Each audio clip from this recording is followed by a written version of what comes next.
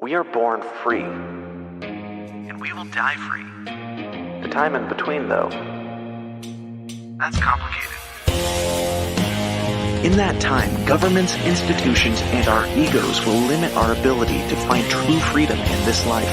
These are real stories of real people overcoming the odds, persevering in justice, and unlocking their potential. Welcome to Finding Freedom. Here's your host, John Oderman.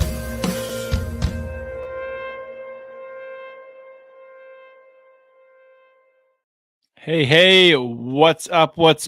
It is a Thursday night live edition of Finding Freedom here today. Great to have you here. I've been talking about doing this for a while, and I tried to start this last week where I release my episodes on Thursday nights in video format on Facebook, YouTube, Twitter, Rumble, and basically every stream that I have, video stream that I have. I tried to do that last week with my interview, doing a premiere, but I messed something up and ended up running at like 2:00 in the morning on a very early Thursday morning. So that didn't work. So this week, this is a live show coming to you live, no guest. I'll be talking about some stories, some really important stories that really are surprising in many ways. We're going to talk about a story out of Indiana where some parents have had a child removed from their care, from their house, because they refuse to use their child's preferred pronouns. We'll get into that story. In Indiana, this is happening. Crazy.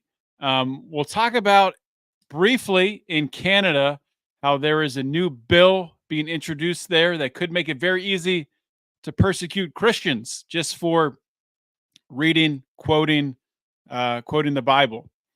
I do want to touch on the Kansas City shooting, some updates that have happened there. So we'll get to that. And you can't talk about anything Kansas City without at least talking a little bit about Travis Kelce and Taylor Swift and how much of a stupid idiot Travis Kelce is. So we'll get to that. And then lastly, we'll close things out. I just want to touch on, there's been some studies. It seems like there is a media push. It's not a media push. It's just like the vegan diet, anti-meat lobby. It's being shoved down our throat. Of course, this is coming from elites that are trying to convert our society into one that eats the bugs. So we'll talk about that, and we'll talk about why every health study you've seen that's done in this way, where they follow around thousands of people, take surveys on what they eat, and then they gather this data, and it's all crap. It's all just total crap, these studies. So we'll dig into those a little bit. But before I get to that, I want to talk about a trip I was on recently. So just got back from Punta Cana in the Dominican Republic, and the trip went well. Some interesting observations from TSA, both in the U.S. and in Dominican Republic, whatever they call their, it's not TSA. I'm not even sure what the heck it is. It's whatever their flight, travel security agency is, the Dominican Travel Security Agency. But was in the Dominican for a trip that my wife and I earned. We both are brand ambassadors for a company that sells health supplements, supplement stacks, systems that help with metabolic health, gut health, help people to really heal, issues by striking the root rather than, going to a pharmaceutical and hacking at the branches. So my wife and I have been with this company for years. It's called Plexus, and we ended up earning this trip because we hit some, basically the threshold you had to hit in order to earn the trip. And by doing so, pretty cool, we were able to bring along my wife's parents on the trip as well, which was awesome. They had never been to the Dominican, really had never been to a resort like this. The resort was freaking awesome. Um, my wife and I had been to the Dominican for our 10-year anniversary just last May. And that resort was really cool in really the hospitality side of it, the food, everything. And that one was first class. This one, it did have, it was sort of split into two resorts. There was a family side resort where actually we were staying, even though it was just my wife and I. We didn't have our daughter with us. And then there was an adults only side, and you could go to either. The adults only side, unsurprisingly, was much better. But the best thing about this resort was the beach. Freaking, I can't even explain how awesome this beach was. And it was like, you didn't even have to walk far. You come out of the pool area and you're right on the beach. One of the restaurants that you could go to was literally freaking 10 feet from the water. Crystal clear, blue water, white sand beaches, palm trees freaking everywhere, just like out of a magazine. It was amazing. And the weather was perfect. Didn't get above like 85 degrees. It only rained when we left. Like that's like the perfect trip. That's what you want to happen when you leave like a exotic vacation like that. You want it to rain, so you're like, yeah, that's why I'm leaving, because it's raining, and you don't feel like you want to stay. So everything was perfect there. The travel's always interesting, and I mean, to be perfectly honest, I don't travel much at all anymore. I used to have to travel for work, for my day job. I don't think I've traveled out there for a couple of years now. But actually, the last trip I think I went on was our anniversary trip to the Dominican. So my last two trips have been to the Dominican Republic. But so maybe this is like old news. I don't know. But TSA, like, and they have this in the Dominican Republic too. So it's not just TSA. It's this international security apparatus who's ever selling these machines. These new machines where you put your freaking shoes and your backpack and whatever into the little tray or whatever. They have these like different. It's not just like the old days where you just had your stack of trays and you grab your tray, you put your stuff in it, and you put it on the belt and it goes through. Now they have like freaking stations. Like you got to walk up. There's 4 stations with numbers on the ground, so 4 people can walk up. And then these trays come out down below. You pick them, you put them in front of you, you load your stuff in it. But the way they have it set up, it's like they designed this and never tested it. You can't even, like, if you're in like the first position, you can't even get your tray onto the belt because the people in the first 3 positions, so I guess positions 2, 3, and 4, doesn't matter, whatever. You can kind of picture in your mind what I'm talking about. Those people have already loaded up their trays and have pushed them over. So now you have no space to put your tray. So you're just stuck there. So you have to like put your hand out and stop the other trays from coming down as you push your stuff onto the belt. Worst design. I don't know who thinks of this stuff without testing it. I shouldn't say that. What happens is companies that have, obviously donated politically to the right candidates get these contracts.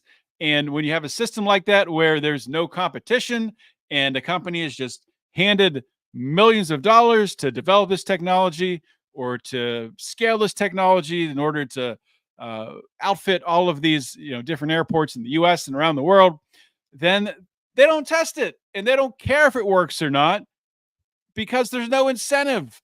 It's not like another company is going to come in and steal the business. It just is what it is. So you deal with this stupid situation where you get backup after backup after backup in these lines because they've totally destroyed any sort of flow that you can have getting through these security checkpoints. So it's completely it's just stupid. And it was funny to watch just how angry people were getting at just trying to navigate these systems. This was down in the Dominican. There's this one guy that's just, freaking just throwing his stuff down on the ground. He's, yelling at this Dominican guy, trying to communicate with him. The Dominican guy obviously had no idea what he was saying. not speaking English, but just a crazy situation we've got ourselves in, handing airport security over to the governments of the world.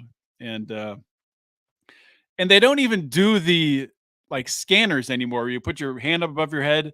I think every time I went through a metal detector, and two of the times I forgot to take my belt off and walked right through with no issue. So I don't know what they're even doing. It's all just security theater, the whole thing. But anyway,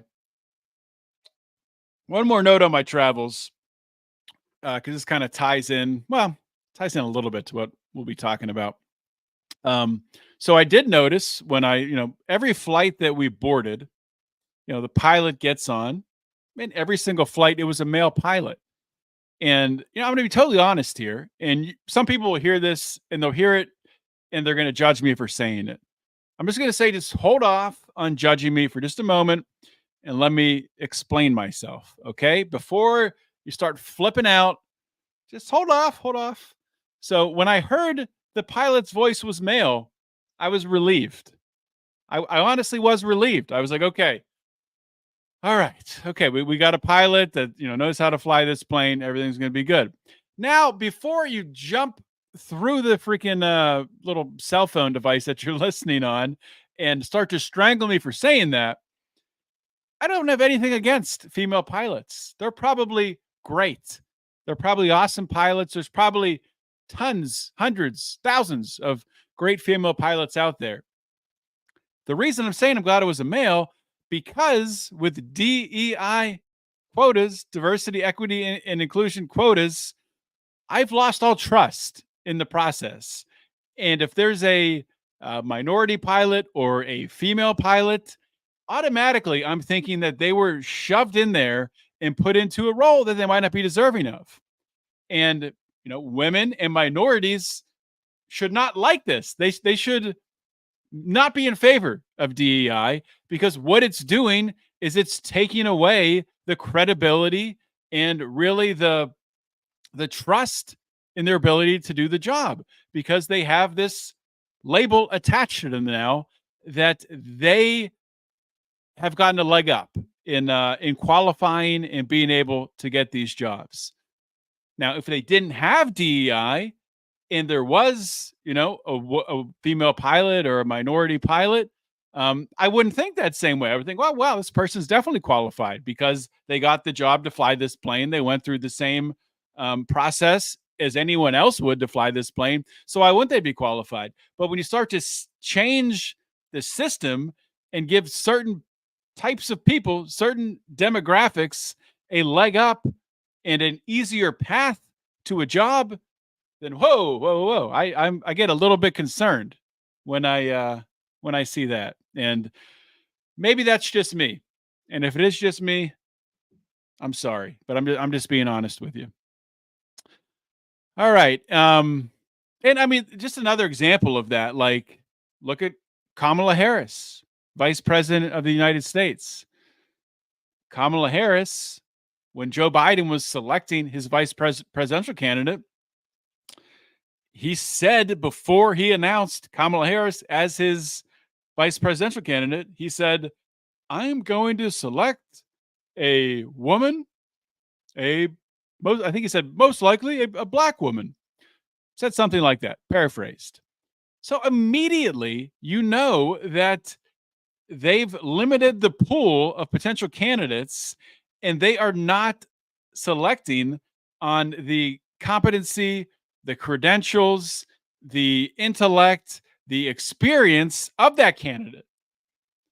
They have limited the pool to only a certain demographic of candidates. And even if, just imagine, which she's not, imagine Kamala Harris was qualified and was a fantastic vice president, and she was just like, wow, this woman's amazing. She would always be tarnished with that label that she only got that job because the president who selected her said ahead of time that, well, I'm going to select this person because they are a female, because they are black.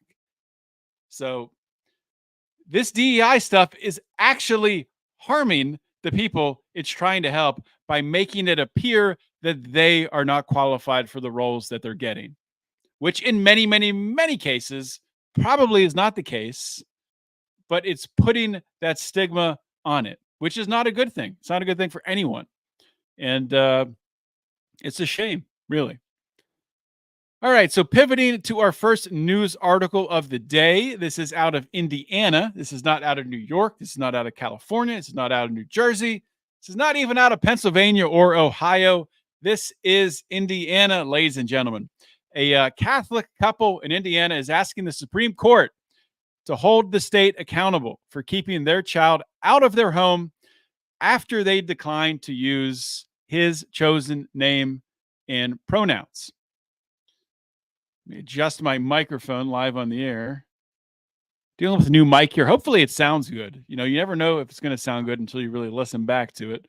The last two episodes, I think, sounded better than the first one. I think this is my fourth episode with this new mic. So hopefully it's good. And shout out to Lions of Liberty patrons who have been supporters and have donated their resources to us in order for us to do things like this, like upgrade our microphones, hopefully bring you better sound quality, and eventually it will be pristine sound quality after we get everything fully tweaked.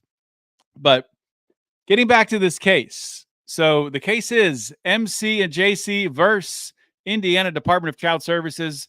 So it is Mary and Jeremy Cox. They are appealing to the Supreme Court after they were investigated by Indiana officials for refusing to refer to their son using pronouns and a name inconsistent with his biological sex. Arguing state court laws allowed Indiana to keep the child from living in his parents' home due to their disagreement with the child's gender identity because of their religious beliefs. So, the state, upon completing the investigation, they determined the allegations of abuse against Mary and Jeremy were unsubstantiated, but they still argued that the disagreement over gender identity was distressing the child.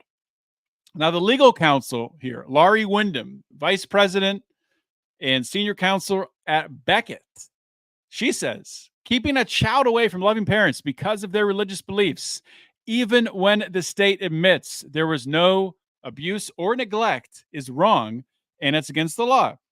The court should take this case and make clear that other states can't take children away because of ideological disagreements. Now, this is a massive, massive case. Imagine the precedent that this would set if the Supreme Court does not step in. Imagine what will happen in New York and New Jersey and Ohio and Pennsylvania and California and Virginia and New Hampshire and Massachusetts and Michigan and Wisconsin. And just imagine what happens everywhere else. So a little background on this story. In 2019, Mary and Jeremy's son told them that he identified as a girl. But of course, Mary and Jeremy, they're Catholics. They don't believe that this is possible, which is 100% fine. I agree with Mary and Jeremy. You cannot change your gender. It's not possible. It's not something you can do. You're born a male or a female. So they have the same beliefs that I do. They believe that God created human beings with an immutable sex, male or female. They did not believe in referring to him using the pronouns and a name inconsistent with his biology. I wonder where this kid got this idea implanted in his brain that he was the opposite sex. And I wonder where he got this idea to change his name, probably start dressing differently, maybe behind his parents' back, and where he got this idea to go against his parents. Schools, guidance counselors, therapists, psychologists, all of the above. It's a crazy world, man. I mean, raising kids in today's world is wild. And if you if you aren't strongly rooted in faith, I don't know. I don't know how you do it. I honestly don't know how you do it. Let's get back to the story. So the Coxes believed that their son was struggling with an underlying mental health condition. Obviously, he was. He had an eating disorder, and they sought therapeutic care for both. So that's the problem there. So when you seek therapeutic care, you are putting yourself in the hands of someone who's been educated by liberal academia, who's been educated to think that you can change from male to female. You can change your name and you can become a completely different being.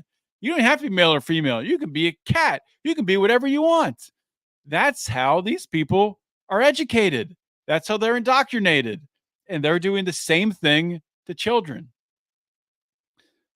Now, I will say this. Once you get older, you're over 18, if you want to dress up as a whatever, a man or a woman, the opposite sex, if you want to do that, if you want to be a furry, I don't care. I mean, I do care. I wish you wouldn't. I wish you wouldn't do that because it's not good for your mental health. It's not good for you yourself personally. I really wish you wouldn't do that, but I don't think the government should be stepping in the way and stopping people from doing that. Just to make myself clear on that, where I stand. So 2021. So we're 2019. That's when their son comes to them and says this. 2021. Indiana officials began investigating the Coxes after a report found they were not referring to their child by his preferred gender. Wonder where this report came from. Removing the teen from their custody and placing them in a gender-affirming home. How crazy is that? I wonder how a home gets labeled gender-affirming and what kind of lunatics are in charge of that home. Despite the unsubstantiated claims of abuse, they claimed the Coxes made the child eating disorder worse, even though it worsened after he was removed and placed in this new transition affirming home, gender affirming home. Things got worse. The child's health got worse. The eating disorder got worse. So the Office of the Attorney General, this is after this article was published, reached out to Fox News and said, we always protect parental rights and religious liberty. Neither we nor the Indiana courts believe that the state can remove a child because of, as my screen just, there we go, it's back now, because of a parent's religious beliefs, views about gender, identity, or anything of that sort. Our office is fulfilling our statutory duty to defend this state agency and to keep an oath I swore when I took Indiana governors. That's blah, blah, blah, blah, blah. I'm very sympathetic to the parents, to everyone who follows my work as Attorney General, knows I'm the biggest defender and proponent of parental rights.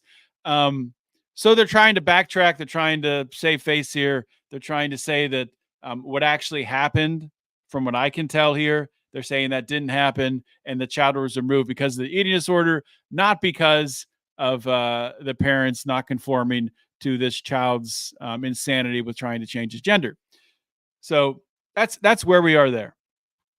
So when the case was first heard at trial, Indiana officials argued the child should be in a home where he, saying that it's a she, is accepted for who he is.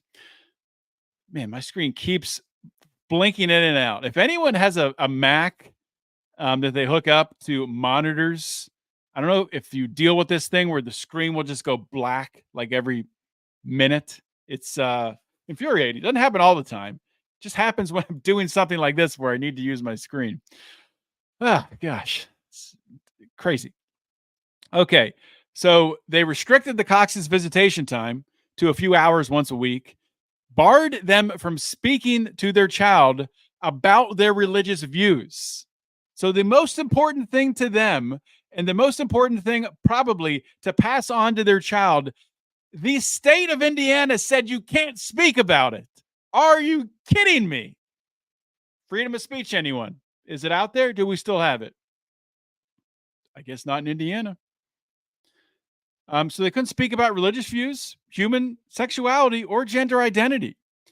Even though the court determined the Coxes were fit parents, there was no abuse, and the state even upheld, or even after this, after affirming that they were fit parents, the state upheld the removal of the child which was later upheld by the appeals court. I think I've made clear where I stand on this and why I stand where I stand. Could I say stand anymore? But this is serious, guys. And, I think people who don't have kids and maybe aren't aware of what's happening um, to our kids, primarily through public schools, but there's also other avenues, um, you know, counselors, therapists, psychologists, um, these types of people really indoctrinating children. Now, of course, it's not every public school. And, they even say with this transitioning that it happens in pockets, which if something's happening in pockets, going against statistical norms, like when you see in Hollywood, and I'm terrible with remembering any Hollywood actors or actresses' names, but there's one Hollywood actress who has like three, gender transitioning kids. She has three trans kids. The odds of that happening statistically are so far less than zero that I don't even know how to communicate that number. So things like that happen where you have like one home has more than one trans kid, and then you have like a group of friends have like they're like 75% trans kids. And it's like this doesn't make any sense. This isn't real. I mean, I don't think, converting and changing your gender is a real thing as it is. But if it was a real thing, it wouldn't be happening in like pockets or just certain familial units like that in certain families. That's just crazy. And it goes against science. Like it goes against statistical science. So for those who these lefties say trust the science, well, look at it. It's not there. Like it's not real. The data doesn't back it up. So just total craziness. And like I said, I'll say it again. If it can happen in Indiana, very conservative place, Indiana, it can happen anywhere because it seeps into the cities, it seeps into the suburbs, and then it just expands out from there. It expands out from there. And I'm a Christian, and I think as Christians, we have to be very careful what we say about things like this, about this transitioning, this trans movement. Obviously, the individuals who are doing this are very, very confused.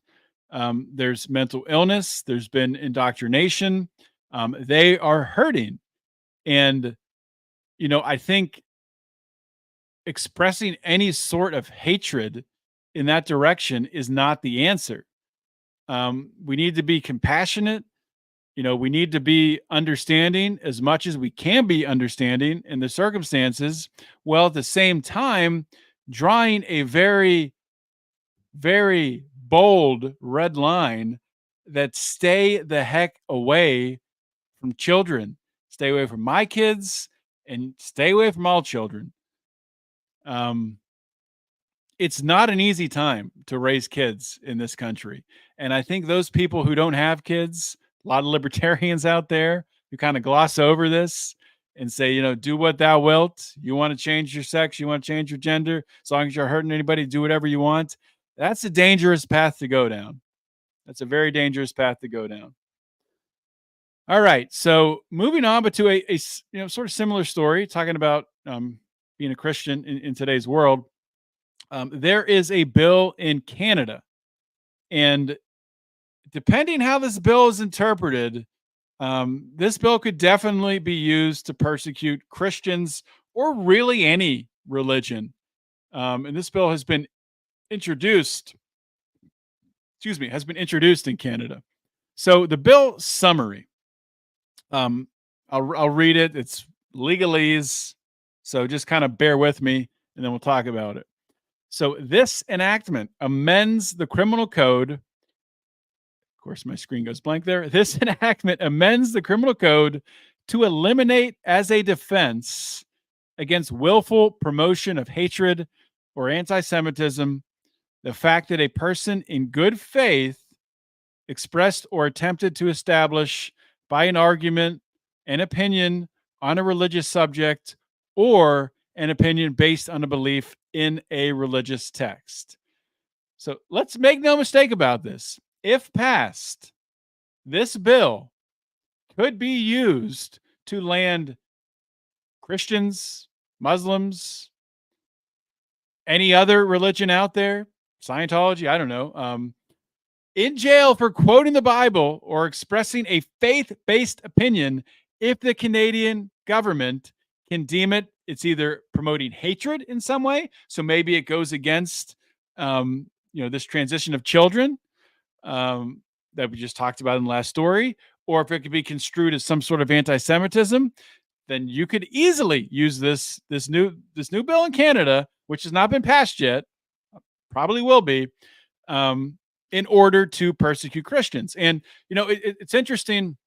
This past weekend on the trip I was on, I was just talking to one of the guys I met there, and and it was awesome to be surrounded by on this trip so many people, so many like-minded people who understand where we are as a country. You have to understand, a lot of the people who were, at this on this trip, these are people who don't trust the government. These are people who don't trust pharmaceutical companies and want to use natural alternative supplements in order to treat health, strike the root, heal their body, and not go the pharmaceutical way.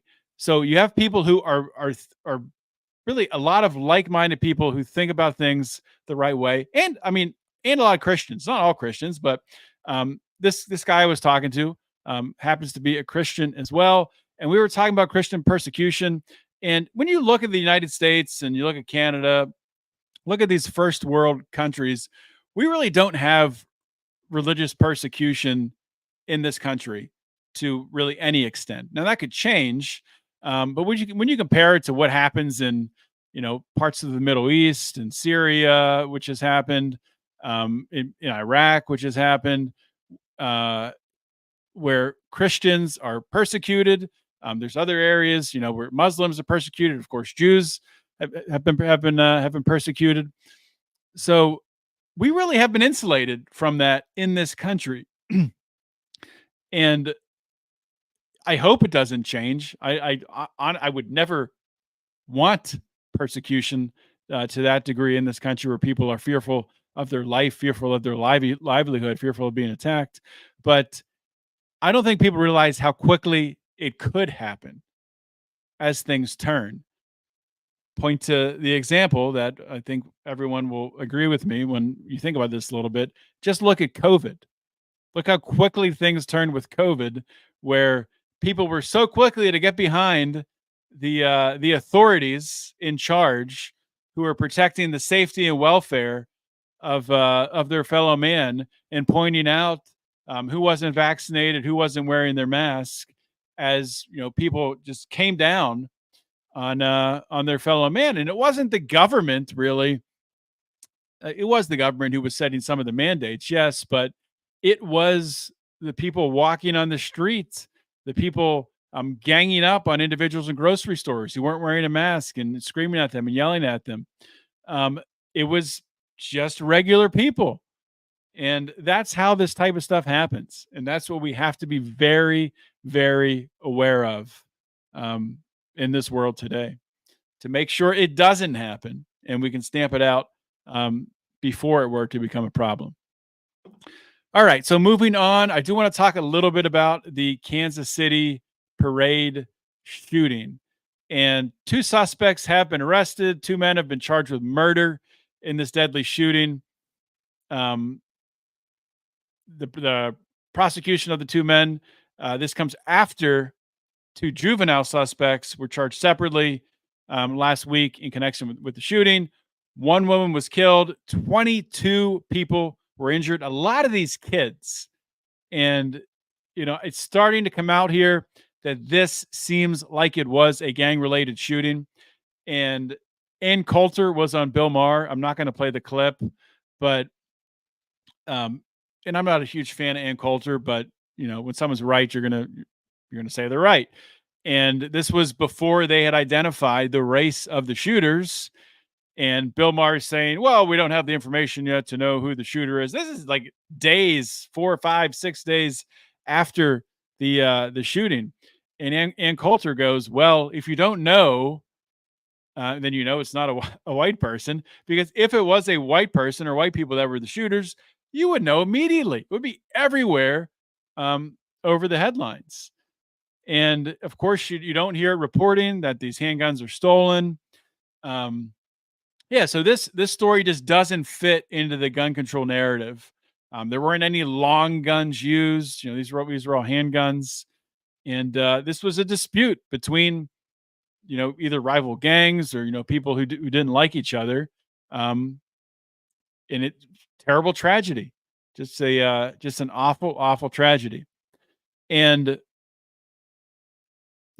one person who, and I don't want to make light of this because someone did die, and young children especially when a child gets shot, even if they live, like, most likely that injury is going to stick with them in some way their whole life, either in a physical way, mental way, or both, which is just terrible. So I don't want to make any light of that because it's awful.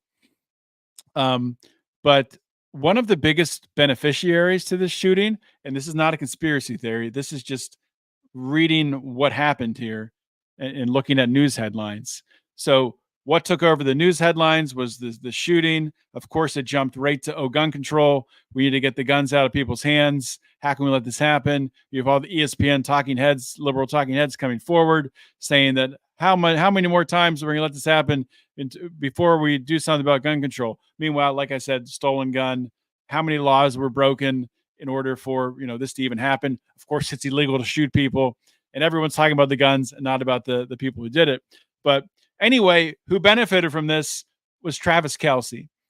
And I'm not going to play this video either, but I'll link to it on the show notes page at lionsofliberty.com. Travis Kelce, and at first, when Travis Kelce and Taylor Swift started their little romance, I'll admit, I thought it was fake. I thought it was, a part of like a, Pfizer promotion. I thought it was Taylor Swift was, promoting her. I guess she had a movie out or whatever. It wasn't a movie. It was just a concert in a movie theater, which, whatever. She will never stop extracting money from her fan base. That's what she's great at. Very talented at that. Anyway, now that I've pissed off the Swifties. So Travis Kelce, he did that stupid Viva Las Vegas thing right after they won the Super Bowl, sounded like an idiot. And then at the parade, there's some videos of him bonging beers, and there's nothing wrong with that. I have no problem with a guy celebrating, drinking beers, pounding beers. That's not what my issue is. Have fun. Dude, you just won the Super Bowl. It's awesome. Good for you. What I do have a problem with is what happened when they're up on stage. This reception is happening, and different chiefs are taking the mic, and Travis Kelce starts singing the famous Garth Brooks song, "I've Got Friends in Low Places." Easily the worst rendition ever done of that song in the history of the world, without a doubt. I mean, I can say that with 100% confidence. No one has ever butchered that song worse than Travis Kelce did. And it sounded like he's like incredibly drunk, so drunk he could barely speak. But to me, someone who knows a lot about drunk people, because I've been around a lot of drunk people in my life. I was in a fraternity in college. I've tailgated a lot at football games. I interact and see a lot of drunk people. And what Travis Kelce came off to me as, and I'm just going off some clips here. Obviously, I wasn't there. I didn't see him the whole time. Seemed like he was faking drunk a little bit. Not saying he didn't drink at all. I think he was drinking. But the way that he was acting, it was like, I'm going to try to act like I see drunk people act in movies and on TV. Like, because people just don't get drunk and do that. Like, it was the most cringeworthy thing I've seen. It was horrible. And, you can put aside the fact that he's just a terrible singer, which he is, and Taylor Swift being the most popular singer in the world right now. Um, it's just crazy when you start to think about this. Like, how is Taylor Swift going to be with and potentially marry and have children with maybe one of the worst singers, at least based on that performance, in the history of the world? Now, maybe he just was that drunk and was singing that poorly and was actually that drunk.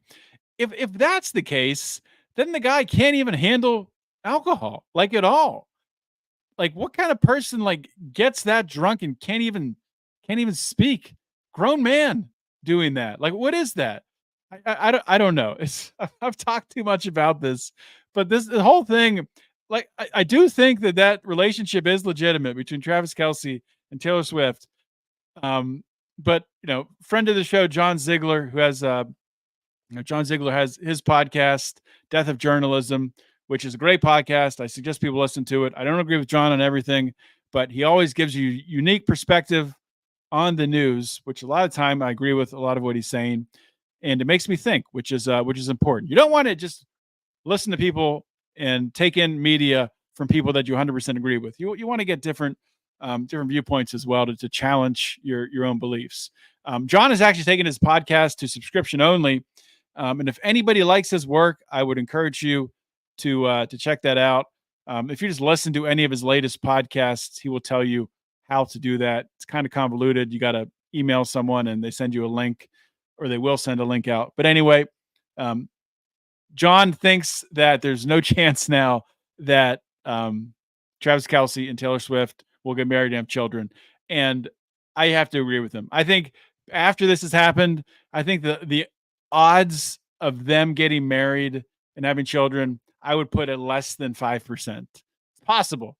It's possible. Maybe he totally changes and he cleans up his act and he starts wearing, like, reading glasses and looking like he's educated, scholarly individual. And maybe that happens. I doubt it. I highly doubt it, but you never know. Crazier things have happened. All right. So last thing I want to talk about. I want to talk about just diets in general here. And I'm not going to, there's two articles that I'm going to reference. So one, I saw both these on Twitter. One is in the New York Post and references a study saying that sleep apnea can be cured by simply switching to a vegan diet. And the other one is in the Epoch Times, or Epoch Health, same website. And it says that this is a study: eating plant protein linked to reduced risk of chronic disease, extended lifespan. And both of these studies are pretty similar in that, like, the eating plant protein reducing the or extending lifespan one, they followed around, and they didn't follow around. So they gathered data from almost 50,000 participants in this study over 30 years. And they tracked a bunch of aging health markers: cancer, diabetes, heart attack, stroke, clogged arteries, congestive heart failure, pulmonary disease, kidney failure, multiple sclerosis, Parkinson's disease, all these different things. So they tracked all these bad health outcomes, and then they divided the diets into, basically people who are eating a plant-based diet and people who are eating a meat-based diet. Now, the problem with any study, and this is the same in the sleep apnea study, which was very similar. In that study, they pulled data from, and yeah, they're pulling data. So they pulled data, these like surveys from 14,000 people, and they quizzed them on their eating habits. So they basically asked, like, what did you eat in the last 24 hours? So not very scientific. Studies like this, you can really make them say whatever the heck you want them to say, because you can exclude data. You can decide to sort of build a consensus around certain groups of data. But the problem with these studies, and why you should never trust a study like this that is based on a food survey, is that they're only looking at like certain things. They're only looking at like, okay, so we're looking for people who are eating these certain plant-based proteins. They're eating, pea protein. They're eating potato protein, whatever. They're getting protein from nuts and legumes and things like that. And then on the meat side, oh, you're eating meat. Okay, good. So you're a meat eater person. You in the past 24 hours, how many times have you had meat? How many meals? And that's how they like figure this out. And then they're like, okay, what's your health history? What health issues do you have? And they start just linking things together through that. But they're not asking like, okay, how much sugar do you eat? Do you exercise? Do you run? Do you lift weights? How's your sleep? Do you sleep well? So there's so many different things that tie into health, and it makes me so angry when I see studies like this with these headlines. And like I said at the top of the show, the elites can kind of use this thing to freaking like push down on people saying, stop eating meat. It's killing you. When in reality, there is no evidence that meat is bad for you. And I'm not someone who thinks that we should be eating carnivore only diets. I think there's diets that are definitely a lot worse than carnivore diets, like the standard American diet, where your people are eating out at Wendy's and McDonald's and Burger King 5-7 times a week. That is terrible. And I think carnivore, for some people, going carnivore completely, it seems to work. Like their body just seems to work that way. But I think most people, probably a carnivore diet is not the best idea. Maybe short term. I don't think there's any problem with doing a short term carnivore diet, or really any diet, just to try it out for a short period of time. And honestly, I think it's good for your mental health in some ways to shock your system in short bursts, to change your eating habits, even only for a couple days. And that's why like things like fasting or really restricted eating for 3 or 4 days is a really good thing to do. Aside from the other health benefits of autophagy, cellular clean out, and metabolic boosts and things like that. But yeah, so if they're not asking about all of that other stuff, it's crap. And the only way they could do a study the right way is if you were really literally tracking what people are eating over a 10-year, 15-year, 20-year, 30-year period, and at the same time tracking, what health issues did they have.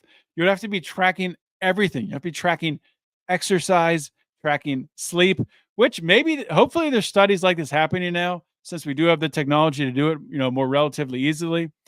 But yeah, if you just read these headlines that you're more likely to get rid of your sleep apnea if you just stop eating cows, shut up. That's just ridiculous. Like this study's garbage. So don't fall for that stuff. It's just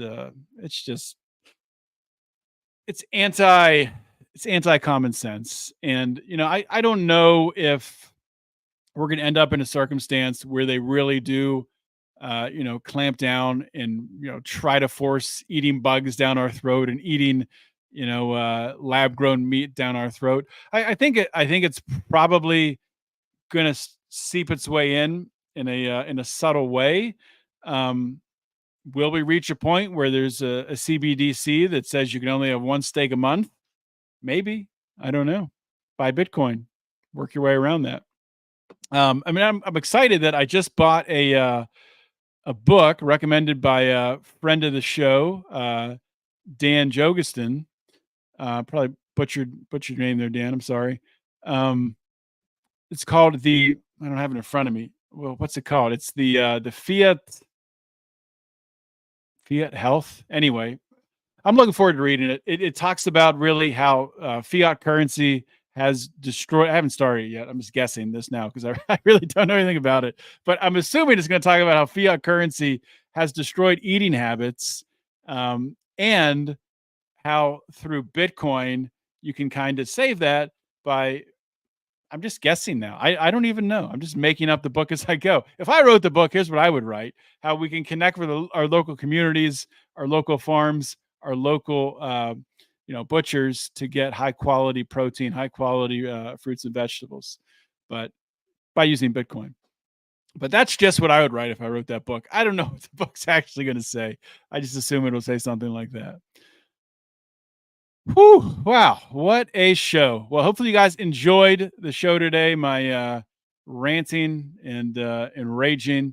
It's been a crazy 24 hours. Like I said, just got back from the Dominican. Our flight got in last night at 2 a.m.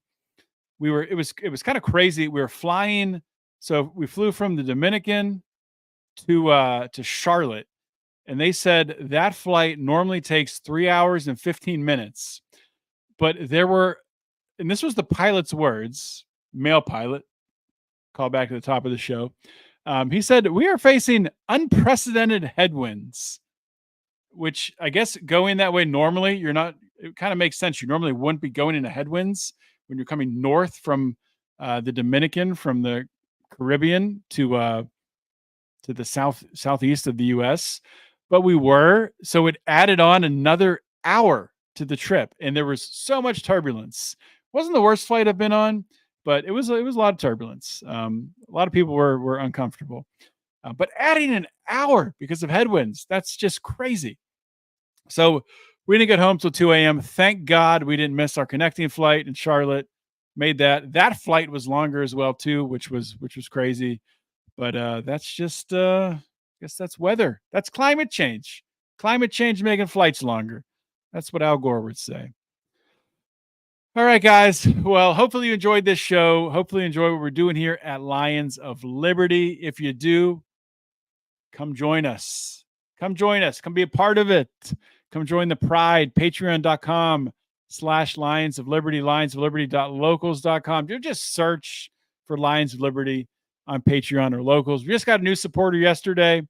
Don't have the name in front of me, but welcome. I'll make sure that you're in all of the in our Facebook group, and that we can get you in there, and you get access to all of our bonus content and discounts on merchandise, things like that. So yeah, come join us. We'll have a show, I guess, tomorrow. Today's Thursday night, so tomorrow's Friday. If you're listening to this or watching this live, it'll be tomorrow. If not, it already happened. Maybe you're listening to this on Monday, and on Friday, Memoirs was published. So hopefully Brian and I will do a Memoirs this week. Rico and Brian did one last week. And yeah, there's a lot to talk about right now in the news. These are absolutely crazy times.